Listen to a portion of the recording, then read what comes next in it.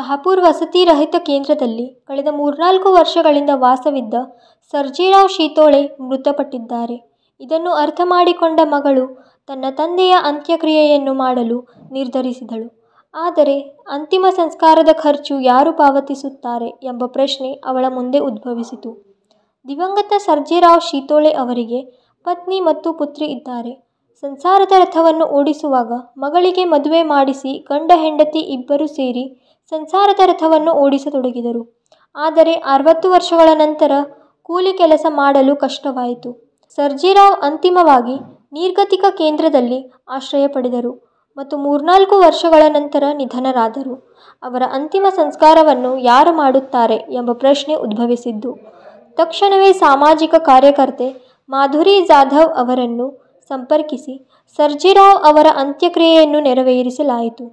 ಸದಾಶಿವನಗರದ ಸ್ಮಶಾನ ಭೂಮಿಯಲ್ಲಿ ಅಂತಿಮ ಸಂಸ್ಕಾರದ ಬಳಿಕ ಮಾಧ್ಯಮದವರೊಂದಿಗೆ ಮಾತನಾಡಿದ ಆರತಿ, ತಮ್ಮ ಸ್ಥಿತಿ ಹದಗೆಟ್ಟ ಕಾರಣ ಅಂತಿಮ ಸಂಸ್ಕಾರಕ್ಕೆ ಸಹಾಯ ಮಾಡಿದ माधुरी जाधव ಅವರಿಗೆ कृतज्ञते सल्लिसिದರು.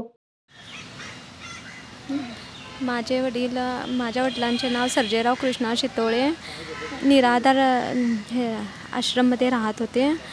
तिथं त्यांना सकाळी निधन झाले. त्यासाठी आम्हाला ते आश्रमच्या कार्यकर्त्यांनी फोन करून मॅनेजरनी सांगितले. ते आम्ही तिथं पोहोचलो. आमच्याकडे तेवढं हे नाही, परिस्थिती आमची फार ह्याची आहे. त्याच्यासाठी माधुरी मॅडमना कॉल करून आम्ही त्यांनी आम्हाला सगळ्या ह्याच्यामध्ये हातभार लावलेला आहे. कोण आहे त्यांच्या पश्चात कोण आहे? त्यांच्या पश्चामध्ये त्यांचे बायको आहे आणि मी एकटी मुलगी आहे. आरती आनंद थंडे. ಮಾಧುರಿ ಜಾಧವ್ ಅವರು ಪ್ರತಿಷ್ಠಾನದ ಪರವಾಗಿ ಸದಾಶಿವನಗರದ ಸ್ಮಶಾನ ಭೂಮಿಯಲ್ಲಿ ದಿವಂಗತ ಸರ್ಜೇರಾವ್ ಶಿತೋಳೆಯವರ ಅಂತಿಮ ಸಂಸ್ಕಾರವನ್ನು ಒಂದು ಕ್ಷಣವೂ ತಡಮಾಡದೆ ನೆರವೇರಿಸಲು ಸಹಾಯ ಮಾಡಿದರು. मी समाजसेविका माधुरी जाधव आज या ठिकाणी निराधार केंद्रामध्ये गेल्या 3 वर्षापासून आश्रय घेतलेले सर्जेराव शितोळे यांचे वय 63 होते. यांचा आज अल्पशा आजाराने मृत्यू झाला.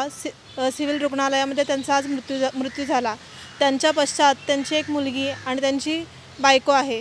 तरीसुद्धा त्यांनी निराधार केंद्रामध्ये राहून आपला आश्रय घेऊन त्या ठिकाणी त्यांनी आपला तिथे गुजारा केला. आज अचानकच त्यांचा मृत्यू झाल्यानंतर ही बातमी आश्रममधील मॅनेजर यांनी त्यांच्या मुलीला कळविली.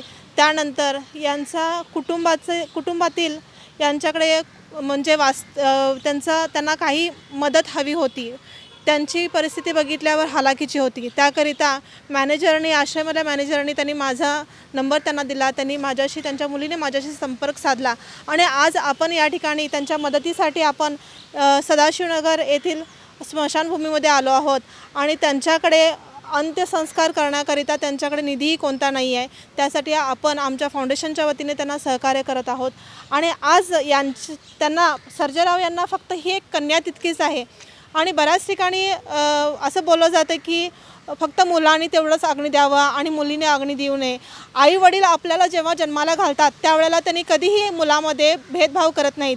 मुलगा मुलगी त्यांना समानच मानतात. आणि आज बघितलं तरी कायदासुद्धा मुलींना तितका समान अधिकार त्यांनी सुद्धा दिलेला आहे.